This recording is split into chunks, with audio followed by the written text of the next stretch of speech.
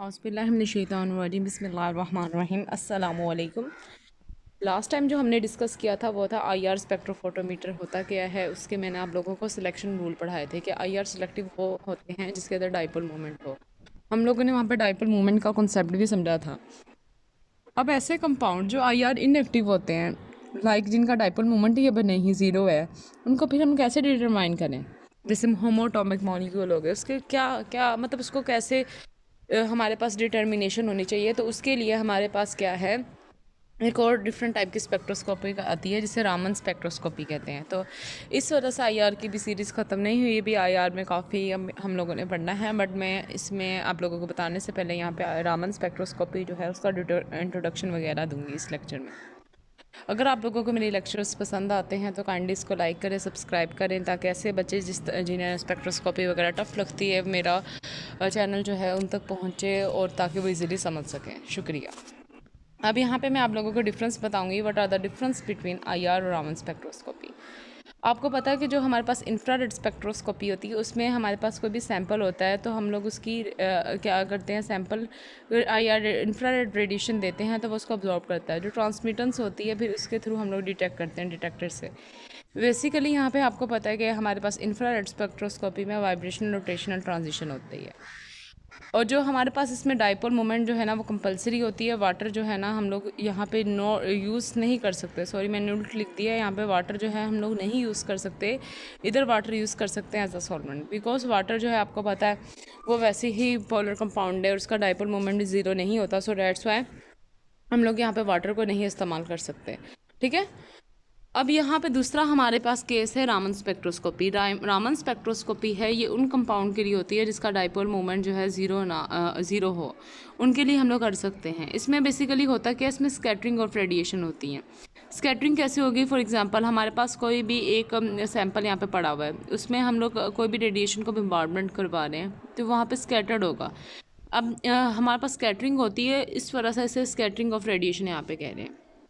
Dipole movement इसमें compulsory नहीं है और वाटर को हम लोग इसमें एज अ सॉल्वेंट के तौर पे इस्तेमाल कर सकते हैं। ये एक छोटा सा डिफरेंस था आईआर और रामन स्पेक्ट्रोस्कोपी पे, ताकि आप लोगों को पता हो कि रामन और जो हमारे पास स्पेक्ट्रो है आईआर स्पेक्ट्रो में, इनमें क्या डिफरेंस है। अब हम लोग स्टार्ट करेंगे नेक्स्ट जो है डिटेल से रामन स्पेक्ट्रोस्कोपी होती क्या है, इसको यहाँ पे डिस्कशन करते हैं कि हमारे पास रामन है क्या।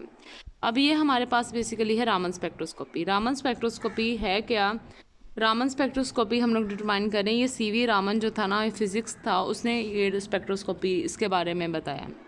इसने ये जो साइंटिस्ट इसके बारे में ये फेमस है कि ये बहुत वर्क हार्ड करता था और इसने बेसिकली जो रामन स्पेक्ट्रोस्कोपी का उस वक्त बताया जब इतने अच्छे अच्छे कोई खास अपरेटस भी नहीं थे, बट उसने उसको डिटरमाइन किया और उसको इस बात पर नोबेल प्राइज़ भी मिला। अब ये रामन स्पेक्ट्रोस्कोपी है, इसमें हमारे पास वाइब्रेशनल रोटेशनल स्पेक्ट्रोस्कोपी है। जैसे हम बात करते थे आईआर की, आईआर में भी आपको पता था वाइब्रेशनल और रोटेशनल ट्रांजिशन होती थी। इसमें भी बेटा हमारे पास वाइब्रेशनल और रोटेशनल होती है, इस वजह से इसे वाइब्रेशनल रोटेशनल स्पेक्ट्रोस्कोपी कहते हैं। इसमें हमारे पास स्ट्रक्चरल फिंगरप्रिंट आता है और स्कैटरिंग ऑफ लाइट होती है। अब स्कैटरिंग क्या है, अब स्कैटरिंग बार बार मैं कह जा रही टर्म क्या होती है। अब सपोज करें मेरे पास ये वाला जो पड़ा हुआ ये एक सैंपल है, ये हमारे पास रेडिएशन जो है ना जा रही है, इसे इंसिडेंट रेडिएशन कह रहे हैं। अब इसमें तीन तरह की पॉसिबिलिटी होती है। पहली पॉसिबिलिटी ये होती है कि सैंपल इस रेडिएशन को अब्जॉर्ब कर ले। दूसरी पॉसिबिलिटी ये है कि इस रेडिएशन को ट्रांसमिट कर ले। तीसरी ये है कि ये स्कैटरिंग कर ले, क्या कर ले, इसको इमिट कर ले, इसको स्कैटरिंग करवा दे। ये तीन तरह की पॉसिबिलिटी होती है। रामन में हमने ये, अगर हम लोग अब्जॉर्प्शन वाली पढ़ते हैं तो ये आईआर में आती है। ठीक है, आईआर में यूवी में आ रही होती है, जिसमें अब्जॉर्प्शन ट्रांसमिशन हम लोग ट्रांसमिटेंस स्लाइड को आगे देख रहे होते हैं। जो स्कैटरिंग होती है ये रामन स्पेक्ट्रोस्कोपी में हम लोग डिस्कस करेंगे। रामन में अब हम लोगों ने इसको पढ़ना है। नेक्स्ट हम लोग इसको देखते हैं कि रामन स्पेक्ट्रोस्कोपी पे हमारे पास है क्या।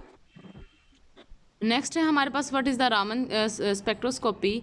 आगे इसके हम लोग देखते हैं कि हमारे पास क्या है। ठीक है, अब कहता है कि जो आपकी यहाँ पे स्कैटरिंग की बात करिए, it can be same intensity. अब देखें हमारे पास इंसिडेंट रेडिएशन है। अब स्कैटरिंग भी दो तरह की होती है। कोई हमारे पास जो स्कैटर्ड हुए लाइट जो है वो सेम इंटेंसिटी की आ सकती है, कुछ जो होती है वो उसकी इंटेंसिटी सेम नहीं होती। लाइक अगर वो इसने यहाँ पे इंसिडेंट किया, इसकी इंटेंसिटी है इस मॉलिक्यूल की वजह से कम होगी लाइट की, क्योंकि मॉलिक्यूल ने अगर लाइट ऑब्जॉर्व कर ली कुछ और बाकी जो है इसने स्कैटर कर दी। या ये हो सकता है कि ये मॉलिक्यूल अपनी एनर्जीज को ट्रांसफ़र कर देगा तो हमारे पास हाई इंटेंसिटी वाले आ जाएगी। तो दो तरीके के हमारे पास यहाँ पे पॉसिबिलिटी हो सकती है। अब हमारे पास स्कैटरिंग जो है ना वो दो तरीके की होती है। कितने तरीके की? हमारे पास दो तरीके की स्कैटरिंग होती है। अब हम लोग यहाँ पे इसको देखते हैं। फर्स्ट जो हमारे पास इलास्टिक कोलिजन होती है, दूसरी इन इलास्टिक कोलिजन होती है। इलास्टिक कोलिजन क्या है? फॉर एग्जांपल मेरे पास अगर ये एक बॉल है, एक ये बॉल है, इन दोनों की आपस में कोलिजन हुई। क्या हुई? आपस में दोनों बॉल एक दूसरे से हिट की हैं। हिट करने के बाद ये बॉल दोबारा अपनी सेम ही पोजीशन पे रही हैं। यहाँ पर बेशक सही नहीं बना, बट वो सेम ही पोजीशन पे रहती हैं, उसको इलास्टिक कोलिजन बोलते हैं। इन इलास्टिक में क्या है कि मेरे पास ये दो बॉल हैं, मैंने इनको कोलाइड करवाया। कोलाइड के बाद एक बॉल इधर चली गई, दूसरी उधर चल गई, मतलब अब पहले जो वाली पोजीशन नहीं रही, देखिए कितना पोजीशन में चेंज आ गया है। इसे इन इलास्टिक कोलिजन कहते हैं। इसे हम लोग क्या बोल रहे होते हैं? इन इलास्टिक कोलिजन कहते हैं। अब हम लोगों ने इलास्टिक कोलिजन देखना है। अब जो मेरे पास इंसिडेंट फ्रीक्वेंसी है, फ्रीक्वेंसी ऑफ इंसिडेंट रेडिएशन, इससे रिप्रेजेंट करूँगी, और फ्रीक्वेंसी ऑफ स्कैटर्ड रेडिएशन उससे वी एस से रिप्रेजेंट करूँगी। इसमें दोनों बराबर होती हैं, वी नॉट और वी एस जो है वो बराबर होती है। जो इन इलास्टिक कोलिजन है इसमें इंसिडेंट रेडिएशन और स्कैटर्ड रेडिएशन जो है वो बराबर नहीं होती है, वो यहाँ पे बराबर नहीं होती। सो डेट्स वाई हम लोग उसको बराबर नहीं है, तो इस वजह से इसको इन इलास्टिक स्कैटरिंग कह रहे हैं। जब ऐसा केस आ जाए आपके पास, हमारे पास क्या आ जाए कि अभी जैसे यहाँ पे हम लोगों ने डिस्कस किया है, लाइक अगर ऐसा केस आ जाए जिसमें हमारे पास दोनों की जो रेडिएशन है, जैसे वाली रेडिएशन दोनों की बराबर आ जाए, लाइक इंसिडेंट हमारे पास फ्रीक्वेंसी और जो स्कैटरिंग फ्रीक्वेंसी बराबर आ जाए, उसे रेलिक्स स्कैटरिंग कहते हैं। अगर हमारे पास दोनों इन इलास्टिक कोलिजन हो और इंसिडेंट और स्कैटरिंग हमारे पास फ्रीक्वेंसी बराबर ना आए, उसे हम लोग रामन स्कैटरिंग बोलते हैं। क्या बोलते हैं? रामन। और यहाँ से ही रामन स्पेक्ट्रोस्कोपी का आता है कि मतलब इसमें इन इलास्टिक कोलिजन ये दोनों फ्रीक्वेंसी बराबर नहीं है। अब नेक्स्ट जो है फ्रीक्वेंसी जो है ना हमारे पास, फ्रीक्वेंसी यहाँ पे लाइंस का देखेंगे। यहाँ तक तो आई होप आप लोगों को समझ आ गई होगी। अब हम लोग फ्रीक्वेंसी इधर लाइन का देखते हैं कि हमारे पास फ्रीक्वेंसी लाइन क्या होती है। अब लाइन्स ऑफ, यहाँ पे हमारे पास दो तरीके की आपको फ्रीक्वेंसी लाइन दिखी है। एक आपको दिखी है हमारे पास यहाँ पे लाइन्स ऑफ लो फ्रीक्वेंसी है, और एक है लाइन्स ऑफ हाई फ्रीक्वेंसी। अब देखें, अगर बराबर होती दोनों की तो हमारे पास रेलिक थी। अगर हमारे पास एक, अगर फॉर एग्जांपल फ्रीक्वेंसी क्या पता कभी कभार जो स्कैटर हुई हो कम हो, कभी कभार ज़्यादा हुई हो, तो उसको हम लोग रामन इफेक्ट में पढ़ते हैं। इन दोनों को मिला के उसको रामन इफेक्ट कहा जाता है, जिसमें दोनों की फ्रीक्वेंसी वगैरह जो है उसमें कोई चेंज आ जाए। नेक्स्ट अब हम लोग देखेंगे हमारे पास, अब यहाँ तक हम लोगों ने स्कैटरिंग का कॉन्सेप्ट पढ़ा। अब रामन स्कैटरिंग है क्या, कैसे कभी के बार हमारे पास फ्रीक्वेंसी ज़्यादा आ जाती है स्कैटरिंग वाली, कैसे कम आ जाएगी, उसके लिए यहाँ पर दो टर्म आएंगी। अब आप इसको ध्यान से सुने, ये इंतहाई आसान है अगर आप लोग इसको इजीली समझ लेंगे।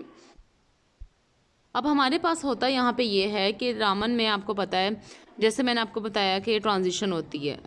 अब देखिए, ये हमारे पास ग्राउंड स्टेट है, ये हमारे पास एक्साइटेड स्टेट है। अगर कोई भी हमारे पास मॉलिक्यूल लाइट को ऑब्जॉर्ब करे, ऑब्जॉर्ब करने के बाद दोबारा ये एक्साइटेड से ग्राउंड में आ जाए, तो ये क्या करता है, ये हमारे पास ऑब्जॉर्ब्ड इंसिडेंट रेडिएशन फ्रीक्वेंसी थी, ये हमारे पास स्कैटरिंग फ्रीक्वेंसी है। ये देखें, ये दोनों बराबर है। अगर ये दोनों बराबर है तो ये रेलिक था। क्या था? रेलिक था। अब दूसरा केस आप देख लें, स्ट्रोक, और यहाँ पे अगर फ्रीक्वेंसी का देखना है कि अब सीन हम लोगों ने, अब देखिए इंसिडेंट हमारे पास फ्रीक्वेंसी अब ज़्यादा है, और जो स्कैटर्ड फ्रीक्वेंसी है ये हमारे पास क्या आई है, कम आई है। अगर स्कैटर्ड फ्रीक्वेंसी आए तो उसे स्ट्रोक बोलते हैं। और एंटी स्ट्रोक क्या होता है कि अगर हमारे पास इंसिडेंट मैंने कम दी, जो हमारे पास मतलब स्कैटरिंग होकर आई वो ज़्यादा आई, उसे हम लोग एंटी स्ट्रोक बोलते हैं। तो यहाँ पे रामन स्कैटरिंग दो तरीके की होती है, एक स्ट्रोक होता है, एक एंटी स्ट्रोक। स्ट्रोक में हमारे पास जो स्कैटर्ड फ्रीक्वेंसी है वो कम आती है, और एंटी स्ट्रोक में हमारे पास स्कैटर्ड फ्रीक्वेंसी जो है वो हमारे पास कम आती है। तो ये हमारे पास रामन स्पेक्ट्रोस्कोपी में स्कैटरिंग, उसका स्ट्रोक का कॉन्सेप्ट था। नेक्स्ट अब आप लोग देखें, रामन में वही बात आगे रिपीट पे ये बात लिखी हुई है कि हमारे पास क्या है, हमारे पास अगर इंसिडेंट रेडिएशन ज़्यादा है, मतलब फ्रीक्वेंसी ज़्यादा है, और हमारे पास जो स्कैटरिंग कम आई है, तो ये हमारे पास स्ट्रोक है। अगर हमारे पास जो है स्कैटर फ्रीक्वेंसी ज़्यादा आई है, इंसिडेंट कम आई है, तो ये हमारे पास एंटी स्ट्रोक होता है। रामन इफेक्ट क्या होता है, आप अगर इन दोनों को कलेक्टिव पढ़ें और प्लस माइनस करें, जो हमारे पास रेडिएशन आ रही थी, इनका डिफरेंस लें से रामन इफेक्ट बोलते हैं। रामन शिफ्ट किस किस पे डिपेंड करती है, ये नेचर ऑफ अ मॉलिक्यूल के इसकी कितनी डायपोल मोमेंट ज़ीरो है, क्या है इसके डायपोल मोमेंट में भी है कि नहीं है, कंसनट्रेशन ऑफ अ सब्सटेंस पे डिपेंड करी होती है, टेम्परेचर पे।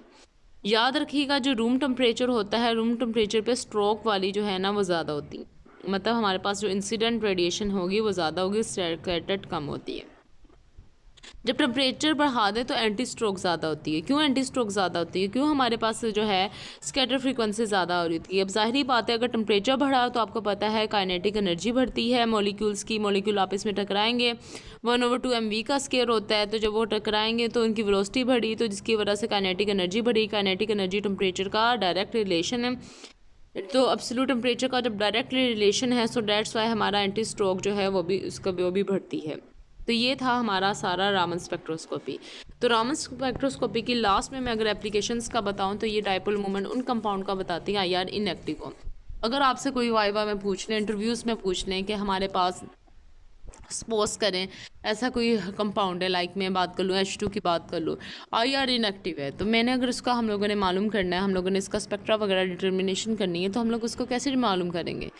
जब हालांकि हर कंपाउंड का स्पेक्ट्रा होता है, तो उसके लिए आपने कहना है रामन स्पेक्ट्रा होता है। रामन स्पेक्ट्रा की हम लोगों ने स्कैटरिंग होती है, इसमें इलास्टिक और इनइलास्टिक, इनइलास्टिक लाइन में ही रामन स्पेक्ट्रा हम लोग स्टडी करते हैं। फिर लास्ट में बताइएगा कि अगर हमारे पास जो स्कैटर्ड फ्रीक्वेंसी है वो कम आए तो वो हमारे पास स्ट्रोक होता है, अगर हमारे पास स्कैटर्ड फ्रीक्वेंसी ज़्यादा आती है तो वो एंटी स्ट्रोक उसमें हमारे पास स्पेक्ट्रा आ रहा होता है। तो ये ओवरऑल था रामन स्पेक्ट्रोस्कोपी का। इसके बाद हम लोग IR की नेक्स्ट स्टार्ट करेंगे, IR को नेक्स्ट फंक्शनल ग्रुप का एक एक देखेंगे। जज़ाकल्लाह, शुक्रिया।